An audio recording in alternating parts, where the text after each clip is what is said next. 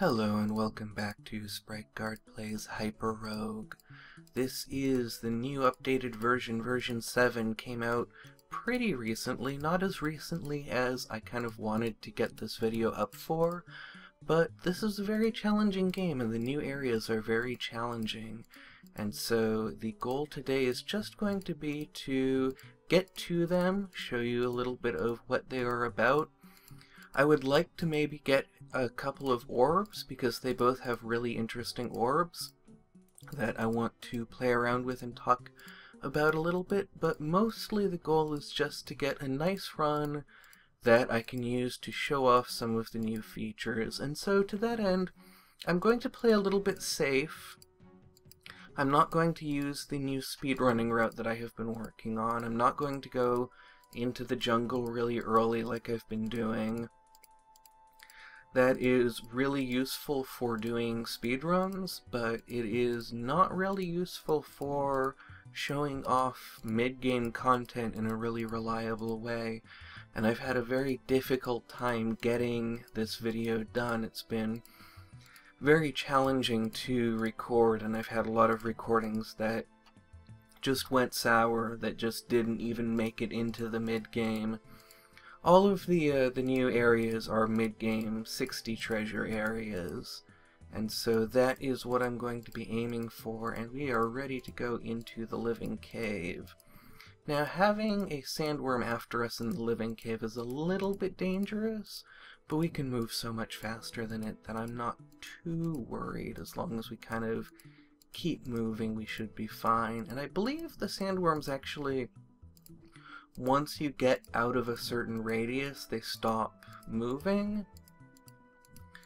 I'm not entirely sure of all of the mechanics, but I do know that I was trying to trap a snake and use it to explode open a wall in the living cave. And I managed to trap it, but then it stopped moving entirely when I was too far away, and so I kind of had to come back to it, and I think it was in the emerald mines, and so I was able to use some miners to get to it once it had exploded. It may actually have been a tentacle, which those don't explode, they retract. I just remember kind of that I was trying to trap one of the big long snake-like objects in this game, and that it stopped updating as if its AI had been disabled. So things are going really smoothly so far, but we're kind of getting into the really dangerous part of the game where I'm not really confident that I can keep things going. We're going into the Mirrored Land, which is one of the lands I find the most frustrating, because there's really nowhere to create choke points, and there are not really a lot of options, and the eagles are actually native to this land. They're considered more native to the jungle in that killing them gives you a greater ruby spawn rate, but the eagles do spawn in the Mirrored Land. They don't have to find their way in from another land, and so we have to be really careful. We have to be really paying attention to what's going on around us, but today it looks like we're not getting too many eagle spawns, which is really good. I'm not really inclined to drop into an Orb of Safety. Well, I don't see any Alchemy labs in early sight, so that actually did end up speeding things along for us.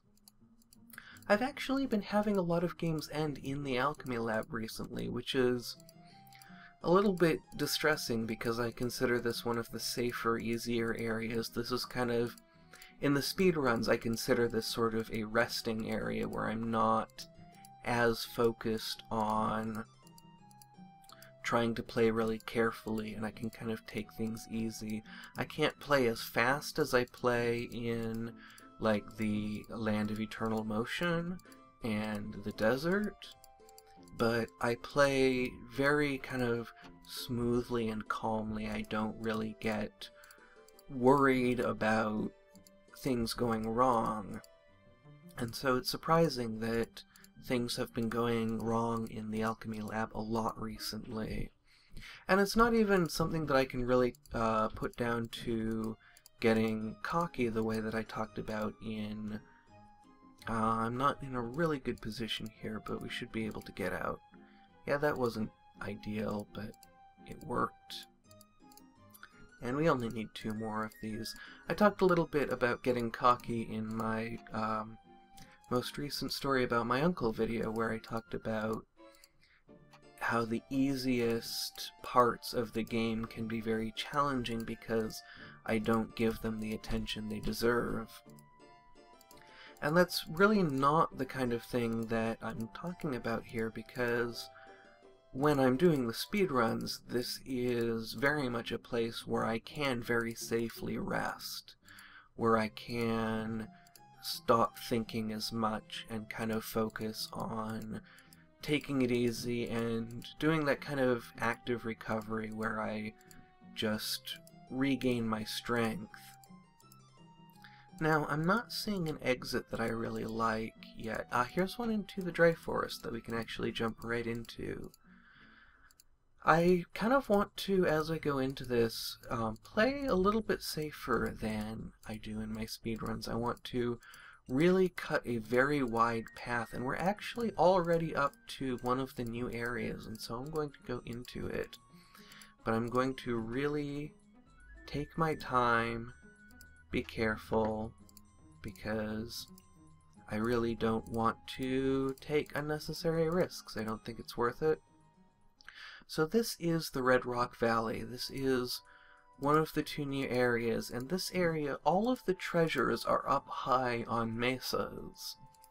And we have these rock snakes that are like sandworms. We can't fight them, much like we can't fight sandworms, but their kind of one weakness is that they cannot move across the heptagons, which are the cells with the dots in them.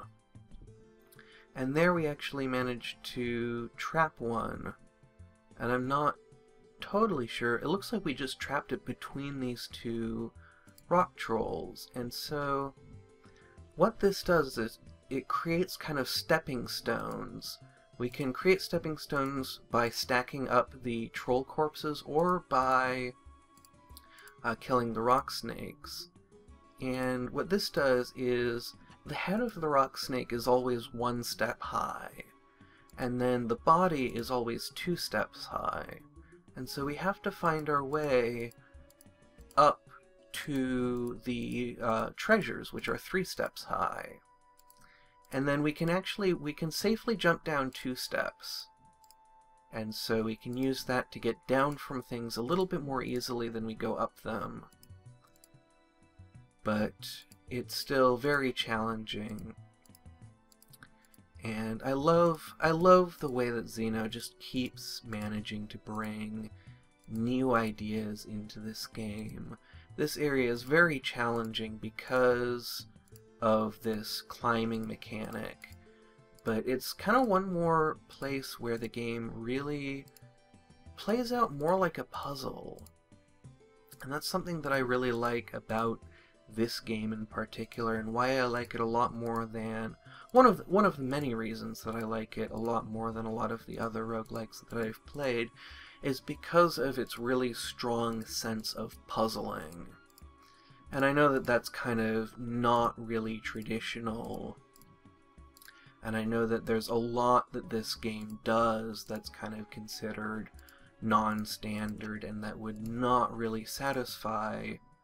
That was maybe not the best idea right there. I need to actually manage combat a little bit and take a break from talking about kind of traditional roguelikes, and I know that there's a lot about this game that would not really appeal to a fan of traditional roguelikes. One of the biggest things just being, I wonder, excuse me for getting distracted, but I just realized we have a troll up on a mesa here. Okay, I thought maybe if we killed it on the mesa, we could actually get it to create a rock 4, but it looks like that does not happen. I got a little bit excited, but I love that kind of experimentation of trying to see what sorts of things you can do in this game. And it looks like we actually managed to trap another rock snake, so we should try to see if we... Ah, that's too bad. Alright, so there is one more new area that I want to see. And so that will be in another episode. But I kind of want to wrap up what I was saying, so I'm actually going to restart and see if we can get into the Caribbean. So this game, one of the things that it really lacks from kind of the traditional roguelike point of view is progression. You progress in the areas that you can get to, and you progress kind of in the options that you have available to you, but you don't build up a big character, and that can be kind of disappointing in a way, because there's not that sense of building up yourself. There's not that sense of self that you get in a lot of roguelikes. But kind of the counterpoint to that is that you don't have as much loss. Though when you lose a game, you do lose all of the lands that you've unlocked, which is frustrating, and it kind of creates that disincentive to losing that you need. But it doesn't have that same sense of losing this great big character that you've built up.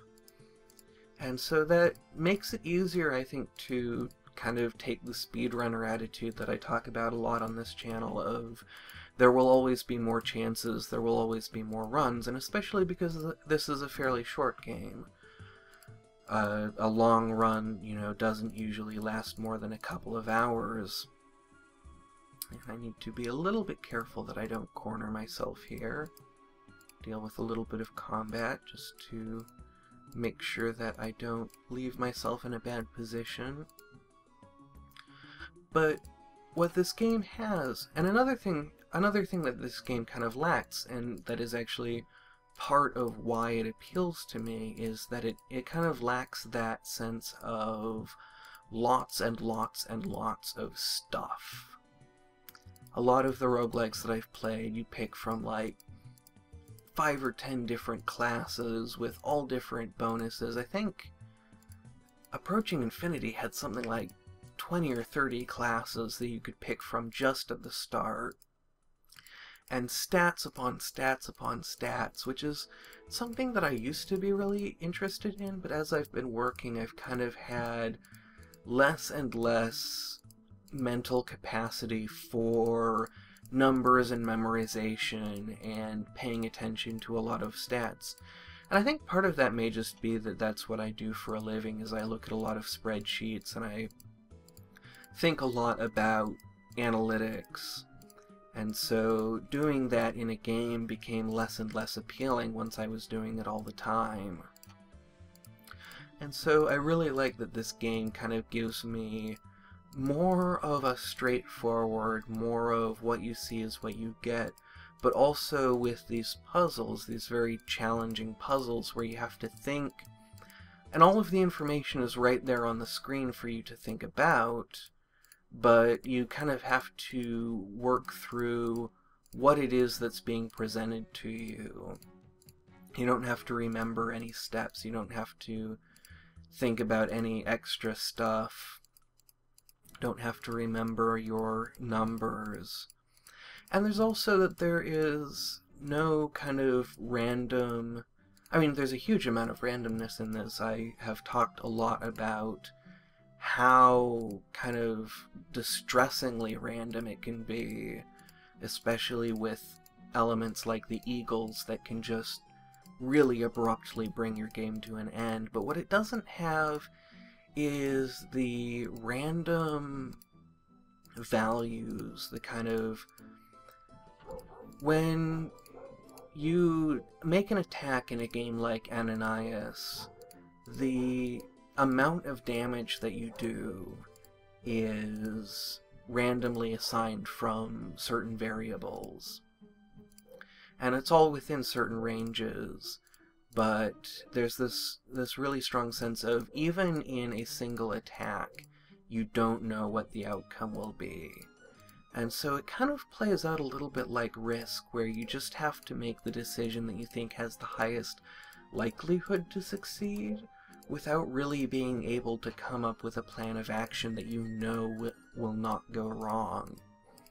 And it may be that as I get better at that game, and I'm very bad at Ananias in particular, and it may be that as I get better at that game, I can get more and more confident in being able to make decisions that I know will be the right decision and that can't go wrong. I know that it's very often possible to do what I kind of think of as safety plays, where you really take everything into consideration. But that is very much getting into kind of the thing that I talked about not wanting, of having to hold a lot of stuff in your head all at once. And I really like that this game kind of gives me this more loose, don't really have to hold as much in my mind. I can really just respond to what's right in front of me. And I think that that is part of what to me makes a really compelling puzzle, is when I can do that, when I can look at just what's on the board and just a few, simple facts, think about them, think about what their implications are, and just kind of reason through a puzzle that way. And I'm overstating the case for this game, because there are very many places where you have to know a lot about the game. It took me a very long time to figure out how to retrieve the Orb of Yendor, because you really have to think about all of the items that you're able to pick up in the game and what their uses might be, to figure out what item you need in order to be able to pick up the Orb of Yendor. And a similar thing happened with the Camelot quest. The Camelot quest was actually one of the first puzzles I've seen in a very long time that captured what was special about the puzzles in Myst, which is, it was a really big problem that I had to just chew on in my head for days. And I had to talk to other people who played it.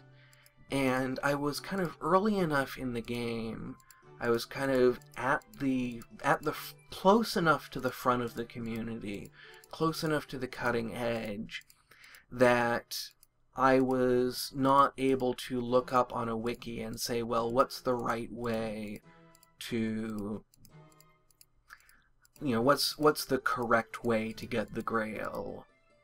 And I think that it is really, probably helps that I don't know if this game has a wiki at all. I don't believe it does.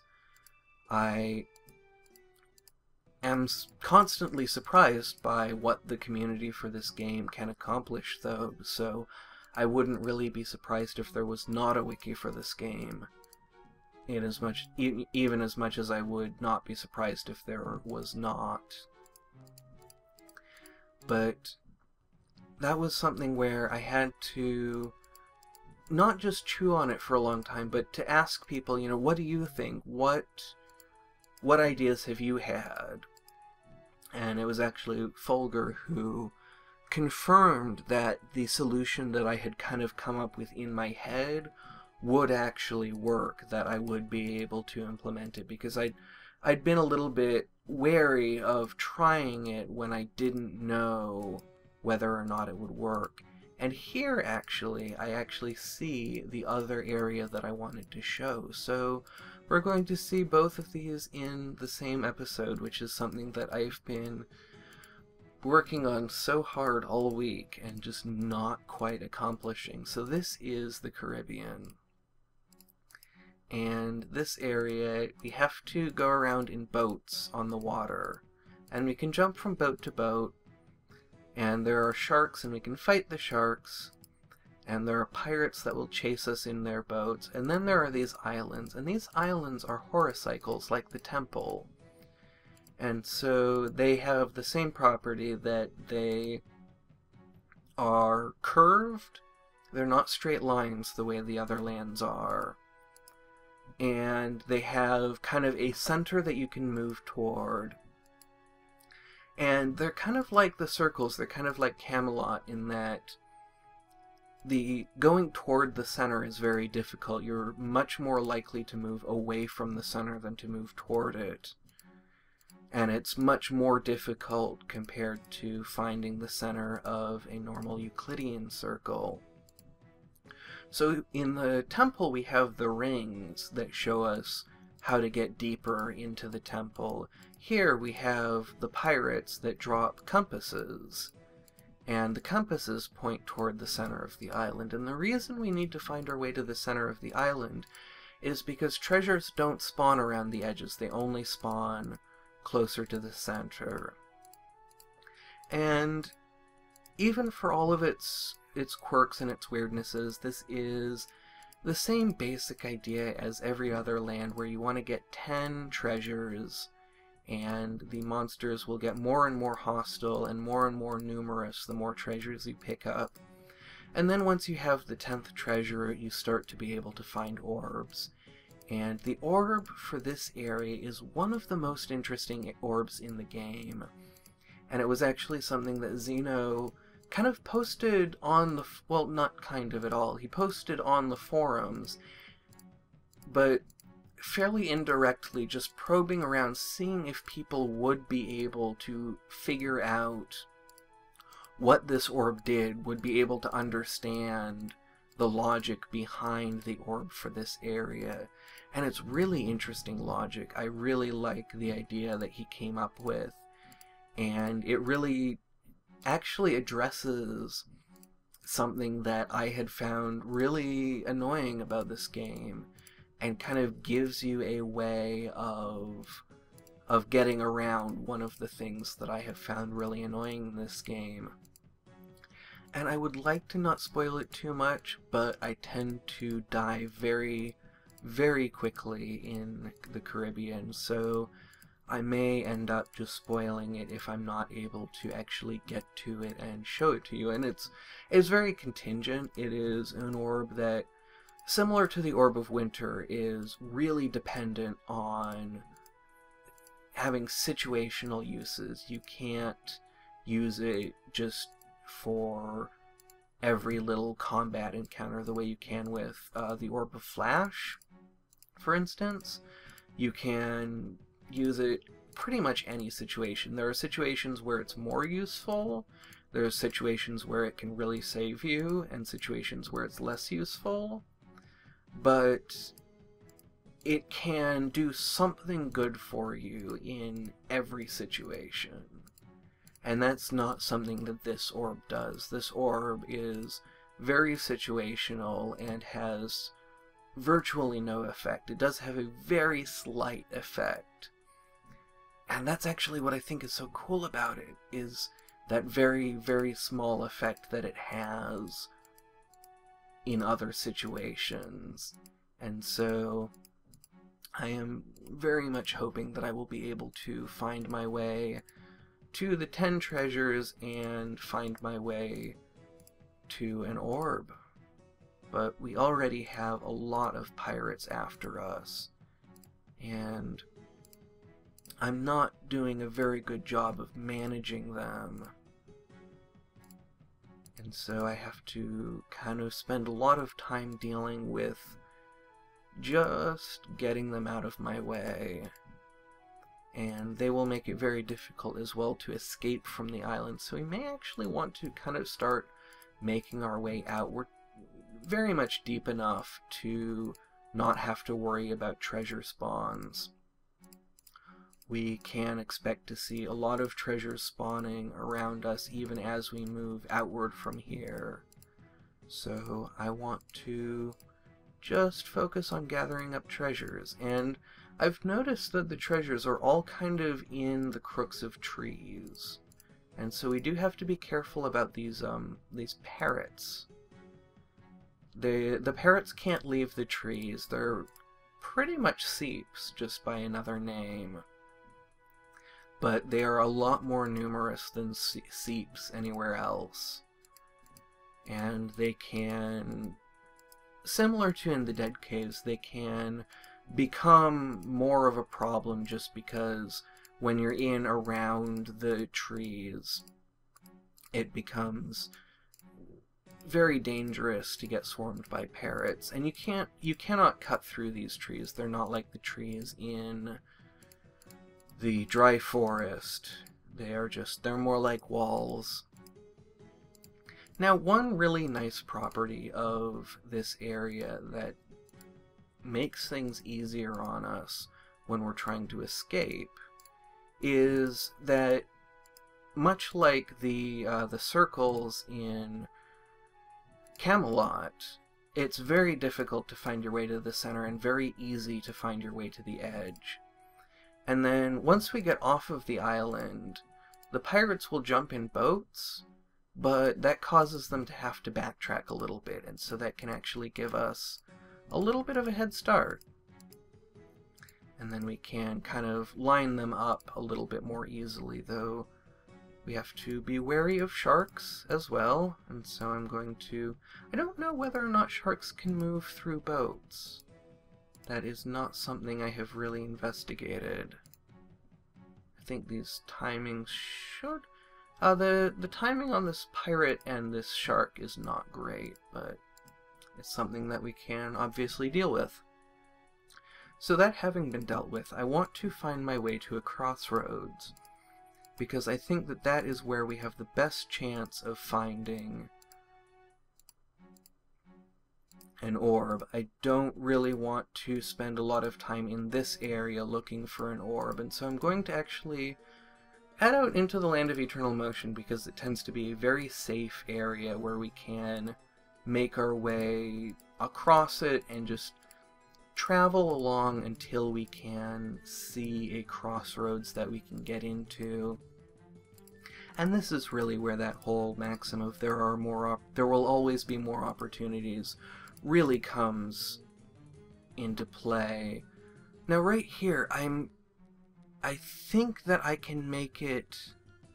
I'm really not sure whether or not I can make it through that doorway, but what I do know is that if I cannot, I will not be able to escape and it will be game over. But this is the half of a new area that I talked about, and so I'm reading out the tactics. I think I'm going to go for it, and it's going to work. It worked out. So we are in the Crossroads 2. And the Crossroads 2 pretty much plays by the same rules as the Crossroads, but it is much more densely packed. It uses the same layout that the Vineyard uses. So you have these very narrow passageways that can very easily get blocked off, and so it's not quite as safe and free as the Crossroads. And so, having kind of showed it off a little bit, I also have noticed that I don't see as many orbs. I see a lot of the mirrors, but I don't see a lot else. And so I want to actually find my way into one of the safer areas so that I can try to make my way to Crossroads 1. And there we will look for the Orb of Time. So how are we going to do this? We have kind of a lot of demands to juggle. It might be worthwhile to go into the Living Cave or the desert. The desert seems like a really good idea because it's fast and easy to cross. Not too dangerous as long as we pay attention to the desert men and watch out for snakes and don't... or sandworms, excuse me, because the snakes are the rock snakes, the fast ones. But we can kind of just move in whatever direction is free and watch out for the desert men. And there is a crossroads already, so we can head out into it and hope that we can pick up an Orb of Time, and hopefully some other orbs as well, because the way that the Orb of Time interacts with the other orbs is really interesting. So let's hope that we don't take too long to find it. Orb of Safety, Orb of Safety. I actually discovered a pretty severe bug. Ah, is this it? Yes, Orb of Time. Now, I hope that there's something else we can pick up. Unfortunately, it looks like there is not. But I'll still be able to show the kind of the subtle effect that I was talking about. So we pick up the Orb of Time, and if you watch it, it only goes down every 2 steps, not on every step like the most of the orbs in the game do. And I'm thinking, how many orbs have we even unlocked? Not all that many. But that will unlock one more. So why is it ticking down half as fast as all of the others? It's actually having an effect, but there is no other orb in our possession, and so the only thing it can affect is itself. And the rule, I think I'm going to spoil if I don't find anything by the time this runs out. I think that it would be good to find like an orb of... Ah, there's an Orb of Flash! So as long as we deal with some combat here, we can get over to this Orb of Flash, and an Orb of Winter, which is nice. So now, the Orb of Time will tick down every turn, and the Orb of Flash will not tick down at all. And then we use it, and it goes away, just like that. The Orb of Winter, because we are in the Icy Land, will tick down, because it is leaving this ice trail behind us. But as soon as we leave the Icy Land, the Orb of Time will start ticking down and the Orb of Winter will not. So the puzzle that Zeno posted on the forums was, why? Why does it only tick down every other turn when there's not another orb that it's preserving?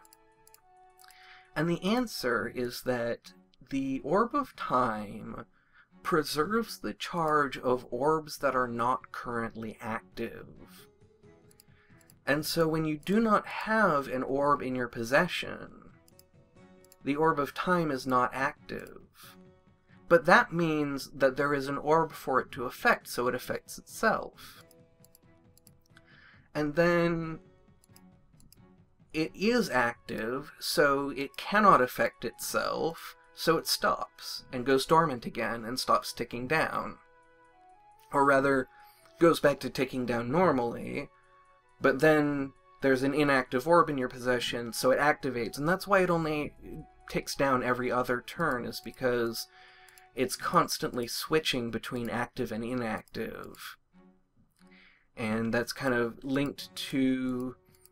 Zeno linked it to the barber paradox, which is the idea that there's this town with a barber who shaves everyone who does not shave themselves.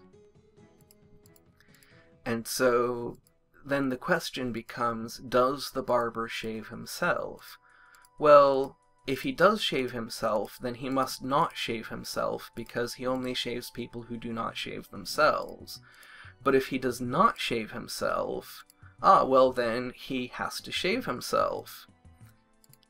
And so it's this kind of cute paradox that really is just, the answer to a lot of these paradoxes is just, well, you didn't define it well enough and so it doesn't make sense. But it's a fun one, and in this case the resolution that Zeno found to the barber paradox was, well, just take it a turn at a time and ask, you know, is it active now? Well, how about now? Is it active now? Well, how about now? And just by asking that question over and over again, you kind of get an approximate answer. It's reminds me actually a lot of things like Verlet integration, the kind of mathematical techniques where you take And that's the end. Integration techniques where you take a curve and you break it into very small steps. And you measure the curve along those steps instead of taking it all the way to infinity, the way that true integration does. You just take thin enough slices that you can get an approximate answer. And that's very common in games where you have it ticking once at 60 times a second. You will just measure the change that would happen over a 60th of a second and simulate that. And there are ways of getting more accurate shapes. And that's kind of what, when you get into Verlet and Runge-Kutta methods, but it's basically a way of taking a continuous process and simulating it in these steps. And so in this case, I was kind of reminded of that by just the way that the Barber paradox was resolved here. So what happened here? If we had the Orb of Thorns, we could have gotten out of this, but yeah, I wasn't quite tidy enough in managing. I didn't kill enough trolls quickly enough. And their corpses stack up and create walls, and so I actually could have used that to channel them. So that's something that I will have to learn, and the orb for this area is actually really interesting as well, and really fun to play around with, and also very mathematical, so that is what I will be looking forward to in future episodes. Thank you very much for watching, and have a great rest of your day.